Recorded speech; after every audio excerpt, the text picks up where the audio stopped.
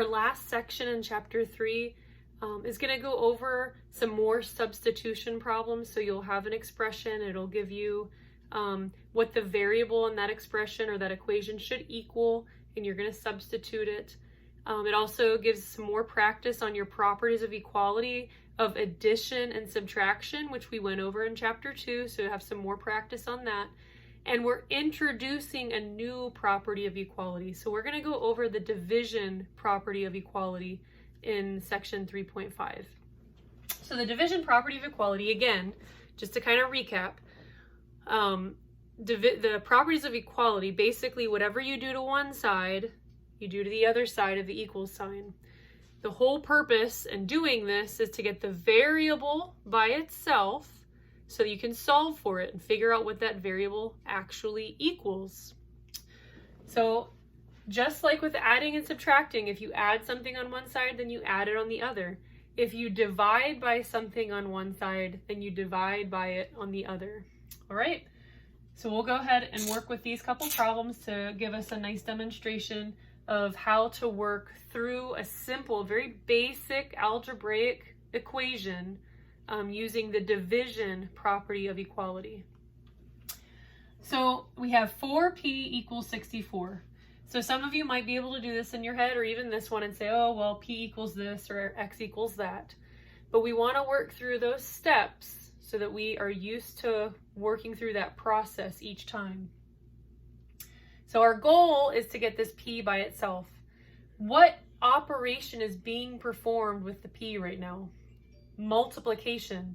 So we're doing 4 times p.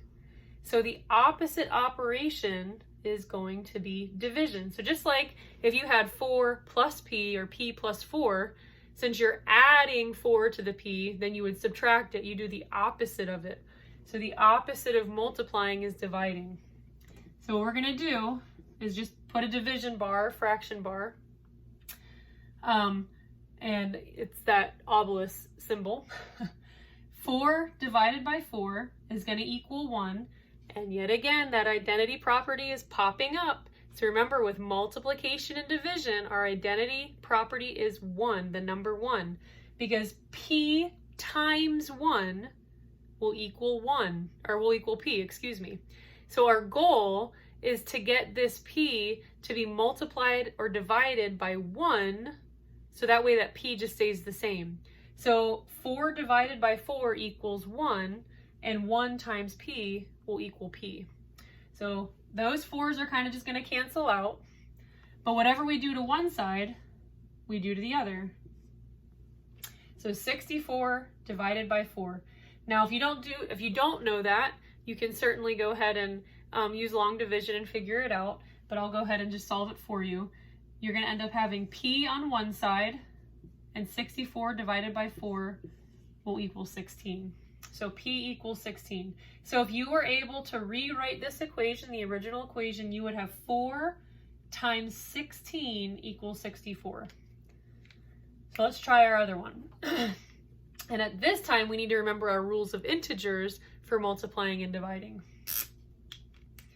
So right now, we have -9 times x equals 54, and we're going to try to figure out what does x equal? What is the value of x? Well, right now, the x is being multiplied by a -9. So let's do the opposite of that and divide by a -9. So if there's a negative coefficient, we divide by that whole negative coefficient, because we don't want to have a negative x. We want the x completely by itself with no negative sign with it, just an x all by itself on one side of the equal sign. So -9 divided by -9 just equals 1. And we know 1 times x is just going to equal x, so we're good. But if we divide by -9 on one side, we divide by -9 on the other. So we're going to have x equals, and 54 divided by a -9 equals a -6. So remember, if you're dividing two numbers and they have different signs, your answer will be negative.